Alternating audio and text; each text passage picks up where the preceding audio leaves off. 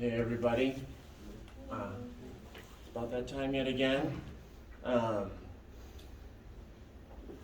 got this coat recently. Yeah, I noticed, it was nice. Yeah. It's only $10. But it's cool because it has the NASA mission statement on it, as well as sign of the space shuttle in case it's ever needed.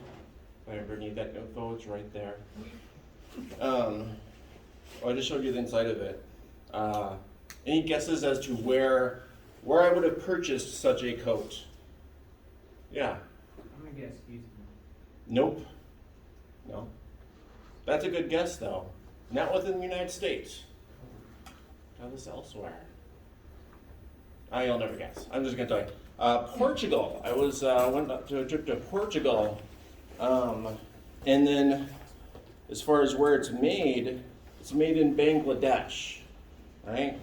So kind of a complicated commodity chain there. One of the kind of unusual things that I've noticed the past couple times I've been to Europe specifically is how kind of Americanized their fashions are a bit.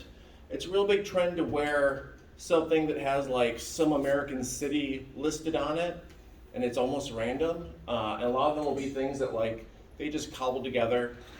Because like when I was in Portugal, they have T-shirts that are for like Minnesota high schools, just like at fashionable boutiques and stuff. It was a kind of unusual thing. Well, we'll talk all about those types of things and commodity chains as we get into the class. Before I jump into talking about chapter 3, any general questions about anything? All right. Still not used to lecturing, so get dehydrated fast.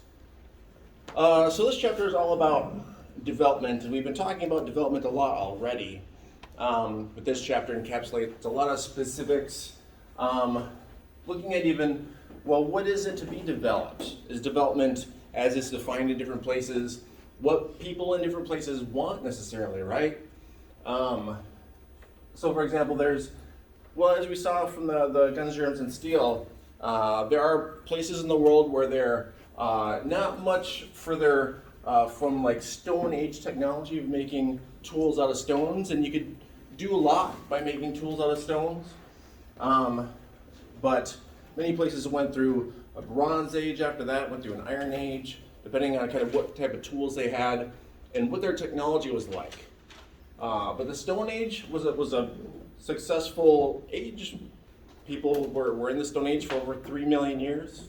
Got us a lot of the things we take for granted.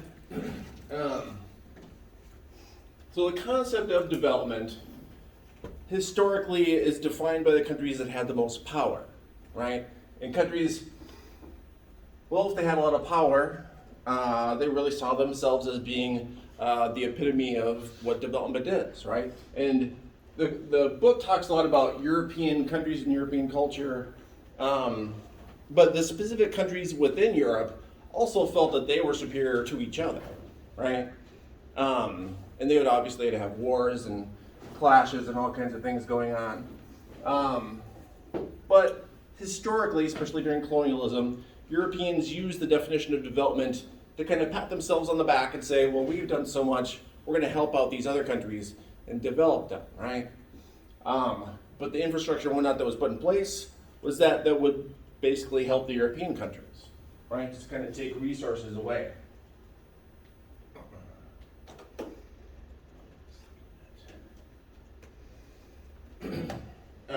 So the definition, development, improvement in the economy and well-being of a place relative to another place. That's more recent definition of development, right? This is kind of taking all that baggage into place as far as what it means culturally, what it means politically. There's all these different types of terms that have been used when talking about development. Third world, often countries will be defined as either being developing or developed. And that's one of those things of like, well, all right, is the United States, do we define ourselves as developed? We're no longer developing. It's like, well, we're also developing, right? It's like go a block away, there's a new mall that's being developed. There's developments that are going in all the time, right? Technology is increasing and improving. Another term, global south versus global north, modern versus pre-modern, industrial versus pre-industrial, high-tech, wealthy versus poor. There's all these different definitions. And all the different definitions kind of have their own baggage, and they kind of rapidly become kind of too old to still have a lot of meaning. Let me just keep on looking in here. So when it comes to development, in general, countries that gained their independence earlier have had more time to develop their internal resources and, let's just say, develop for themselves, right? Places that had their freedom later, much more recently developed, and so much of their infrastructure is still in place from the colonial era, which again is just to extract resources.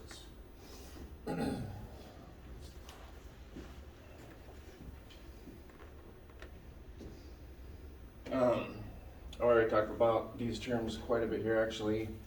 But again, all these suggest a linear path that countries could follow. So even the term third world, white people would talk about the less developed places as the third world. These are terms that come from, it was actually China that created these definitions, with first world countries being the countries that were capitalist, the second world countries being countries that were communist, and just everything else was the third world, right? Didn't even take into account actual developments, right? It was just a political categorization that really didn't make a lot of sense 10 years after the term was developed. Well, developed, use that term again. But again, first, second, third, that suggests that there's a linear path that all countries can or all countries want to follow. So what do we do to try to figure out what places are doing compared to each other, right? What places are more or less developed? One of the most common measures is the gross national income, GNI, total value of final goods and services produced within the borders of a country. Now this can be a number that can be misleading sometimes, because you could have a country where you have a few people who have all the resources and a large amount of people who do not have any resources, right? So attempting to go at per capita is a way to try to figure that out. Because if I win the lottery, well, the average wealth in this class goes up, but it doesn't do you all a lot of good unless it's falling out of my pockets, right? That kind of thing. Or unless we rob you. Well, unless you rob me. So, I won't be telling you if I win the lottery. There's a economic geographer out of India, Amartya Sen, who won Nobel Prize in Economics for what he called the capability approach, which is not just how much income and how much wealth people within a country have, but what can they actually do with it, right? Like, is there health care that they can actually access that will benefit them? Is there education? What are the resources that they actually have, right? So, map of gross national income per capita. This map is a good example of how you can't really, often old geography textbooks would use the term the global north and the global south, suggesting the global north is more developed or wealthy than, but as you can see, it's actually much more of a hodgepodge, right? It's a mishmash. Different countries have their own unique histories and their own development paths.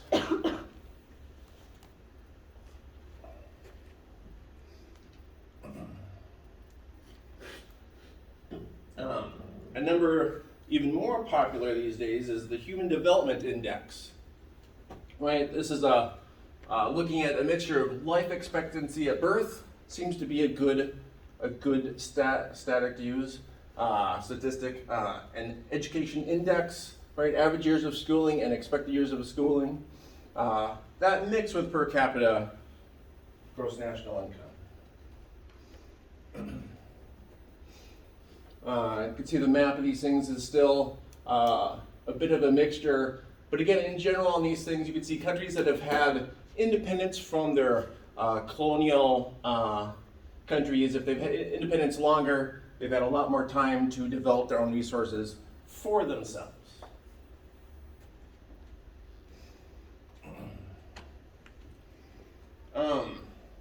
This book talks a lot about scale jumping when it comes to looking at development and, well, what issues are there in different countries and what policies do you want to put in place to take care of it, right? And the scale of your problem will often determine what you should do, right? It's not unlike, COVID precautions that have been happening lately, right? It's like, well, there are some national policies, but if national policies aren't implemented at the small scale, then those national policies might as well not even exist, right? And vice versa. You could have local policies that are the implementation of specific mandates and things, but then if you don't have national oversight of these things, you'll still have pockets of COVID and whatnot, right?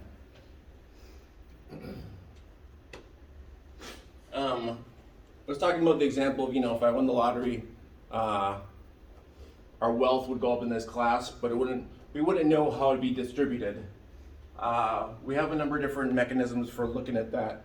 Lorenz curve shows how equally the wealth is distributed. Gini coefficient, again, we'll use these numbers further as we go, but these show how much equality there is or isn't. The reason for this is because in economics, you can have what's called an effective demand problem.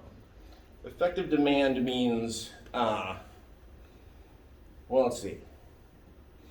If I want to start up a company, right, making jackets, $10,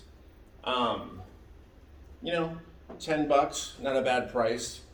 But if there aren't people who have enough wealth in that country to buy that jacket, right, well then it's not going to be of use, right? And so I could look at something like, well, the factory where people are making the jackets,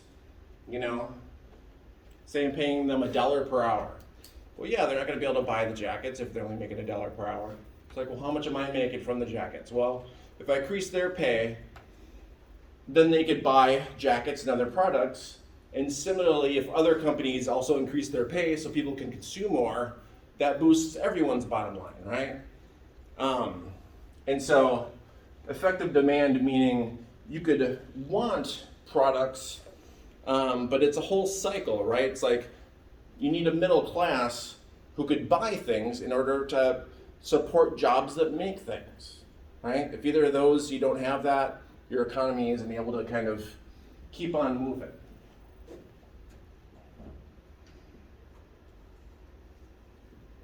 Lorenz curve.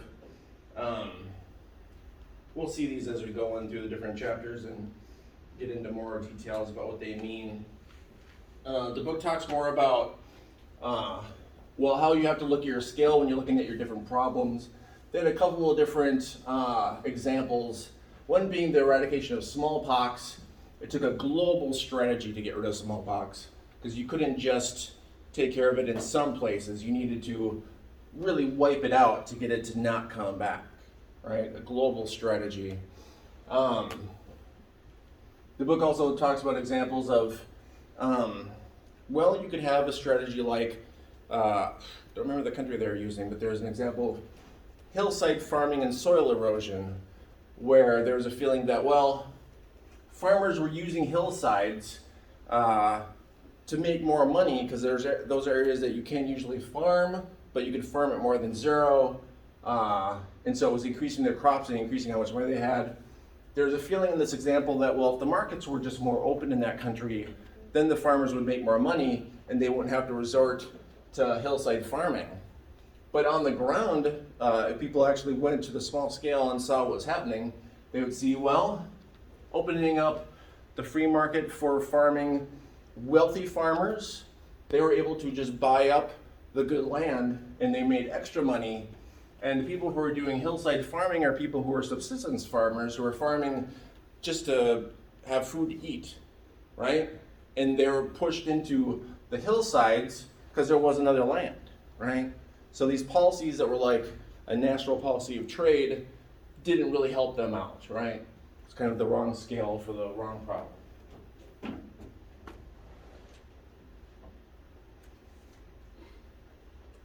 We're going to go through a number of different kind of theories of development that have been in vogue in different periods of time. Modernization theory. Well, we kind of talked about this in Guns, Germs, and Steel a bit, actually, about how when we talk about ancient civilizations and how were they able to go from hunter-gatherer, which is pretty low productivity, right? How are they able to move to having cities and having more complex technologies?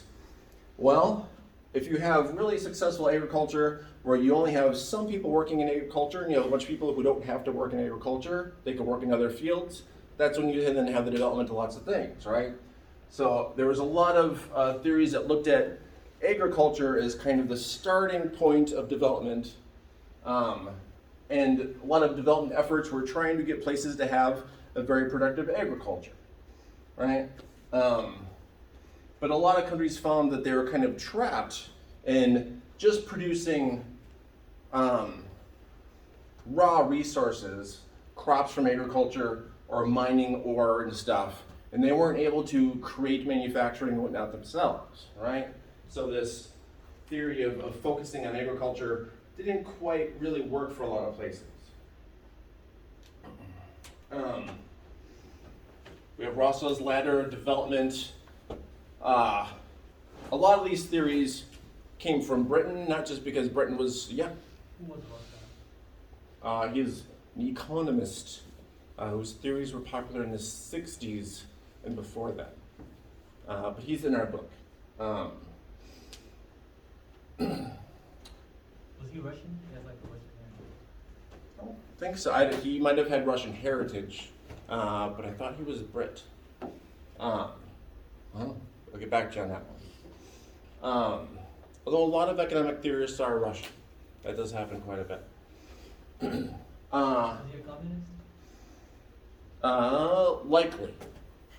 Likely.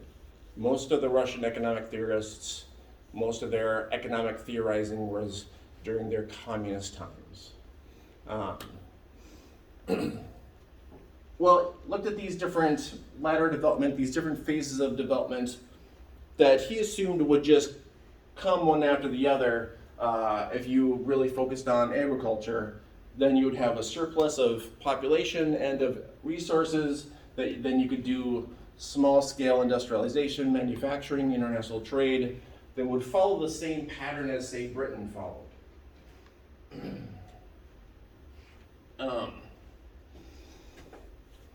The trouble was, well, the top phase of his is high mass consumption, right? And it's one of those things of like, well, is that really the societal, like, is that what we're all really striving for? It's like, well, maybe. These are the examples are the reason why we switched to looking at Human Development Index and things like a happiness index, different things about the value of our lives, right? Focusing on these kind of stages of development also led to investment in things that didn't turn out to be a great resource for a lot of places. So for example, when his theories were quite popular, there was a lot of focus on development of dams, because dams will give you hydroelectric power, right? But what would happen is lots of places would be like, all right, we don't have a lot of resources, but we're going to put our resources into making this dam so we have hydroelectric power, because then you could have factories and stuff like that. They would put it in, and then it'd be like, okay, someone build a factory. It's like, well, we don't have resources to build a factory. It's like, well, then our dam is just sitting here. We have the potential for more, but we still don't have the money to do the rest of the stuff.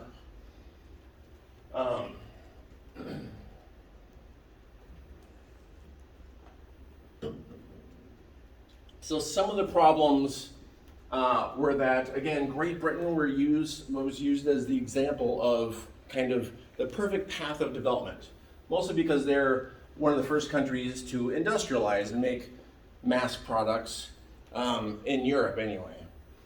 And well, using them as the example, you know, if you have a country that's kind of newer and it wants to develop, you know, it can't really say, well, what did Great Britain do?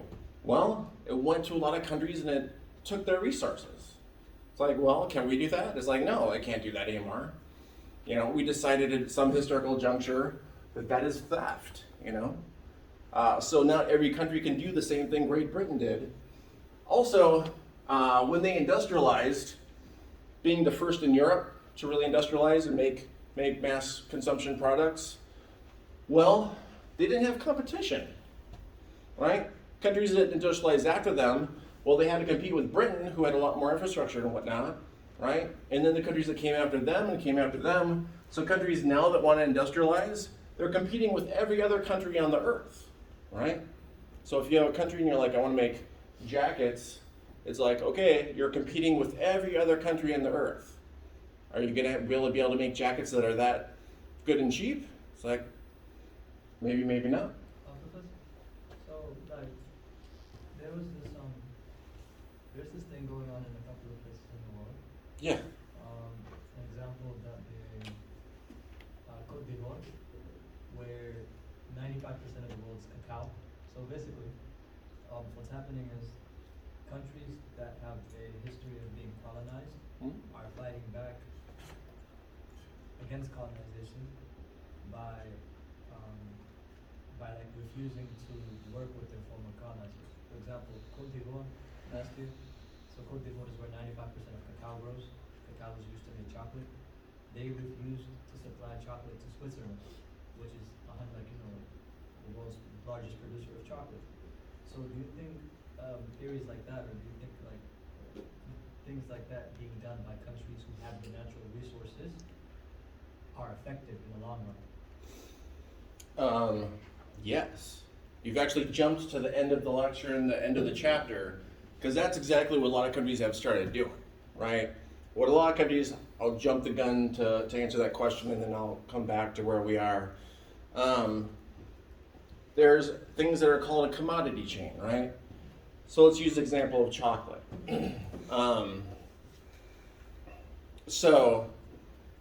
Chocolate, well, that's another one of those Columbian exchange crops because it's originally from Central America, right?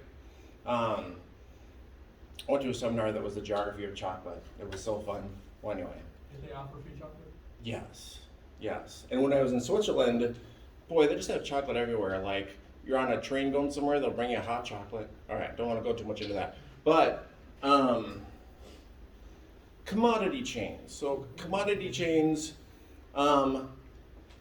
your finished product of chocolate that is in Switzerland, right?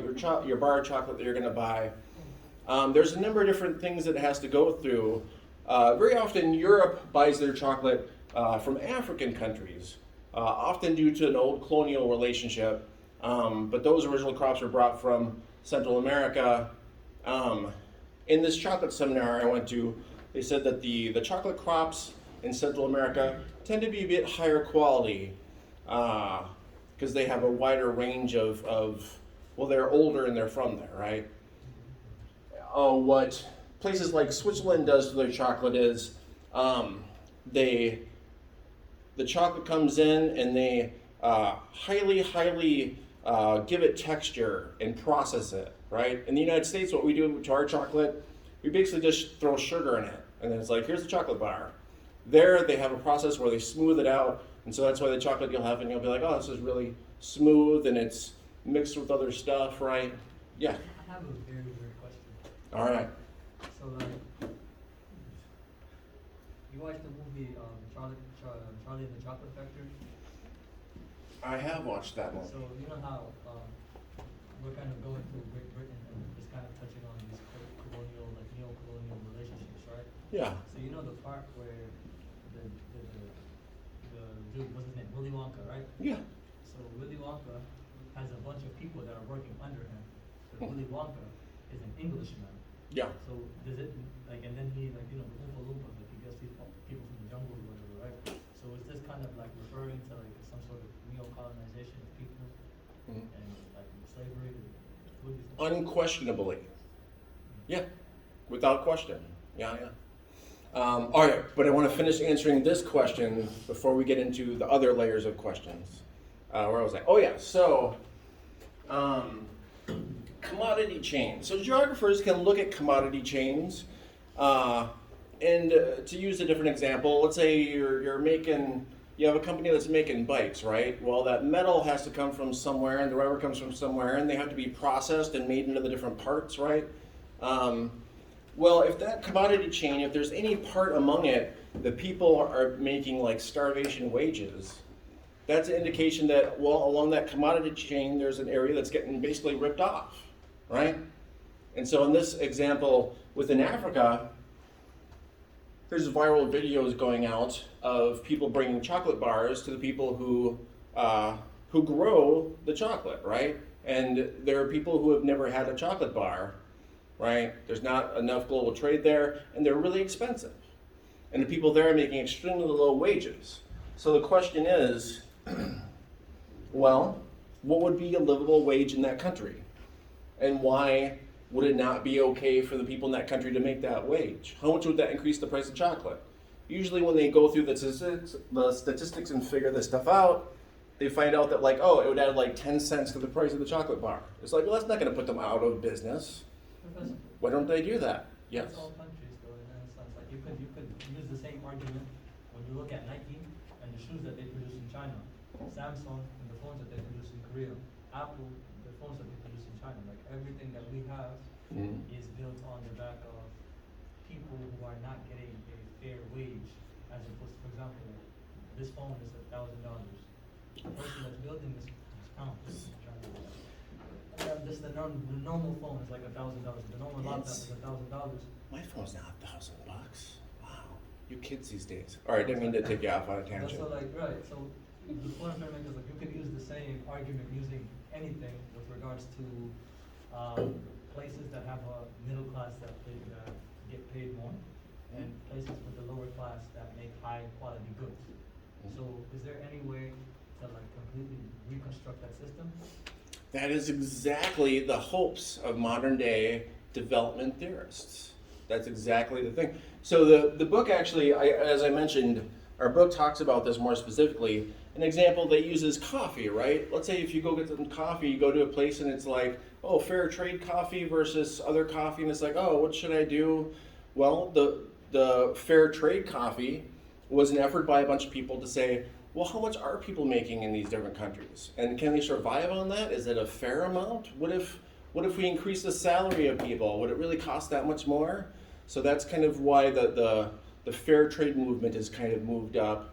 But a lot of countries are trying to make those policies part of their actual national policies of like, we're not going to export chocolate anymore until our people are making a decent wage. We're not going to export this, we're not going to export that. And what happens is, well, the countries that get those resources, right, let's say chocolate, they're going to be like, okay, we got to buy it from someplace else, right? And they're like, oh, other places aren't set up to really make it. It would take a long time to get it going. It's like, oh, well, we could import it from Central America. And it's like, the Americans are buying all that already. It's like, well, what are we going to do? It's going to be like, well, increase the price of a bar of chocolate by 10 cents? It's like, and a lot of places are just saying, okay, yes, we will. Like a lot. Our book will talk about many specific examples of lots of countries who they have their resources and they're like, we've been getting ripped off by this commodity chain. You know what I mean? And it depends on how powerful the countries are, or even if the national governments of those countries want to say, hey, let's fight for the rights of everyone in our country. Often people who are in charge of different countries, they're only interested in like their wealthy buddies who got them in office, right? They don't care that much about what everyone is making wage-wise. All right. Before I leave this topic, what is it I wanted to say? Oh yeah. So another problem with using Great Britain as your example of development, like I said, they're one of the first countries to industrialize, and so they had all the mass products first. One of the problems is what's called tadpole theory. I don't know how much I agree or disagree with it, but I got to explain to you what it is anyway. Tadpole theory. So I lived in Arizona for a while, which is a pretty dry place, but they'd get rain sometimes. And one time it rained for a number of days, and I was just walking out, like to go on long walks, and there were like little pools and ponds that had collected that didn't dry off, and they had like millions of tadpoles in them, right? I don't know if anyone has ever come across something like that. But when I saw them, I thought to myself, they're jam-packed full of tadpoles, and I thought to myself, there's millions of tadpoles, but I haven't seen millions of frogs. How does that add up? And well, what adds up is that only a certain amount of tadpoles survive. The rest just cannot, because there's not that many resources in that puddle. They're just in these basically big puddles, right? So tadpole theory meaning not all countries can develop in the same way, right? There's different resources for different places.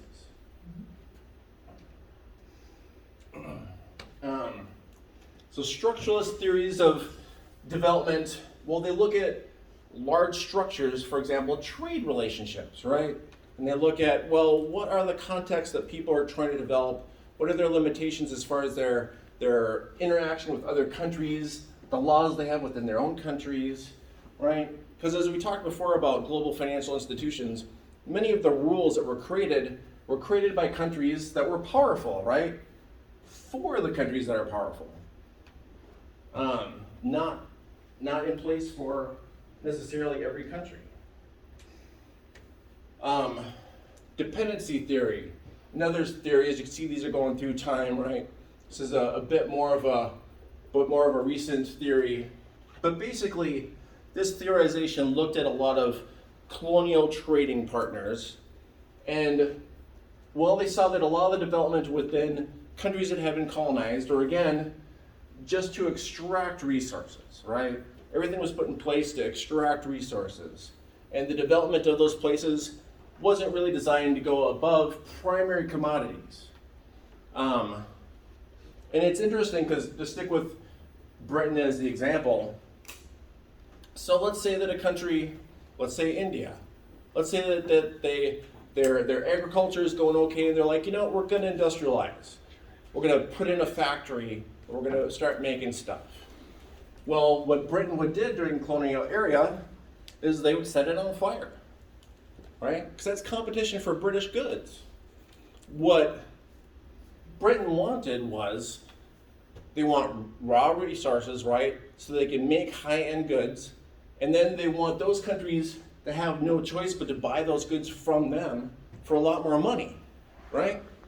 And so when countries would try to industrialize, like India, they would just come in and bust it all down because they didn't want competition. And they had the power to do that during colonialism, right? All right. Another example that the book talks about, local farmers. Well, when it comes to agriculture, who here has Irish ancestry of any amount? Some people have Irish ancestry. Probably heard of the potato famine? Who could summarize the potato famine?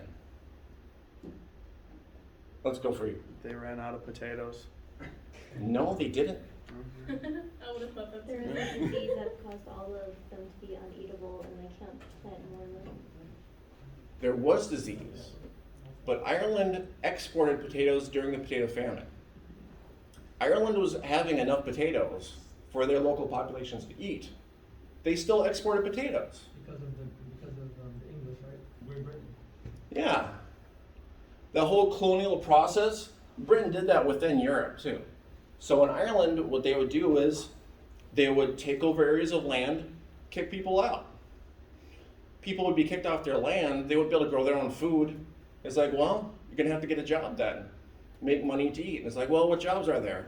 It's like, well, the British had jobs, very poor jobs, but that's all there was. So many Irish left if they could. Plenty stayed, of course. Well, that same thing, things that happened within Europe, the Europeans did to other Europeans, They did to Africa. they did to everywhere. I have a question about that. Okay? So there has been an influx of like refugees into Europe, southern Europe, right, from the Mediterranean. Yeah. And you have all types of countries from East Africa and West Africa where they're trying to make their way towards the Mediterranean and trying to get into southern Europe. Yeah. So like with the effects of global warming and with the effects of more wars, there's going to be more of an influx of refugees. So do you think at one point it might just be like the fall of the Roman Empire all over again, in a sense? Well, you never know. I've seen plenty of kind of scenarios of if there's a major climate crisis, what people would go to what countries are going to be better or worse if there's big climate change that happens and whatnot. You never know. I don't necessarily see that kind of thing happening in our lifetimes, but there's a large amount of time that is after our lifetimes that anything goes. My hope would be, and many development experts, they're hoping that more equitable development makes it so that more places can actually develop. And this is all pretty recent. Like the past 10 years is only when a lot of these things have been put in place to really develop local places on their own terms. And it was doing really well until COVID. Now places are all a bit stuck. We'll see if we're able to come back from that. But that's kind of each chapter as we start getting into the regions, they'll talk about local things that were done, successful things, not successful things. It's really only the past 10, 15 years that things have actually been moving for a lot of countries that have been trying to develop. Actually, I want to see, at some point I'm going to have you guys work on questions. I want to see how far ahead I want to go. All right. So world systems theory, it's another example of looking at places that are more or less developed. One place a lot of countries did was import substitution industrialization. The book uses that term but doesn't really talk about much about what that is. So I'll give you an example. I read a good case study. It was Argentina, and they were looking to make their own cars, right? And this was like 50s, 60s, right? So lots of places were making cars. Well, the industry hadn't started off, and so it wasn't super efficient. And so the government stepped in with subsidies to kind of like help them get started, right? And also what the government did was they cut off imports of cars so that people wouldn't buy a car that's like way less, right? That's made in a place that's been making cars for decades already. And that process, import substitution, that happened somewhat successfully in a number of different countries. And it was going okay until the oil shocks of the 1970s. And that's when, as we talked about in previous chapters, if places were in debt from that, and every place was in debt, the only way they could get out of debt was opening up their markets. So those protections that a lot of different countries had, and countries would have it for different products depending on what they kind of wanted to produce, what they wanted to try to make. Because countries had the attitude of like, they wanted to make stuff for themselves, right? It's like, why can't we make our own cars and our own coats and our own this and that, right? Every place wanted to make their own stuff. Well, when they were forced to basically open up to world markets, you had all these imports coming in, and a lot of countries can make their imports extra cheap by doing different policies and their own subsidies that are a bit hidden. And we'll go into examples of how those subsidies are hidden.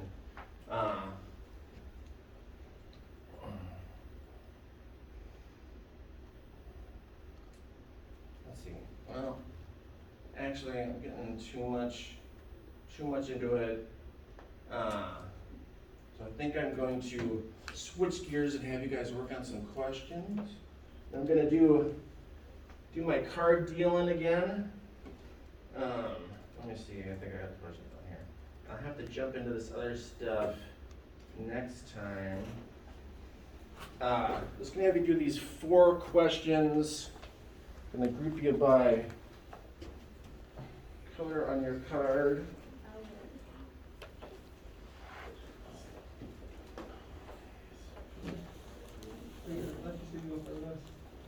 I am. Look at this. Pretty close.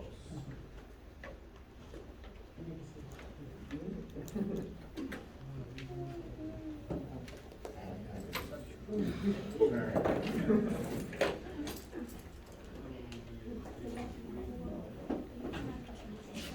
Pick a card.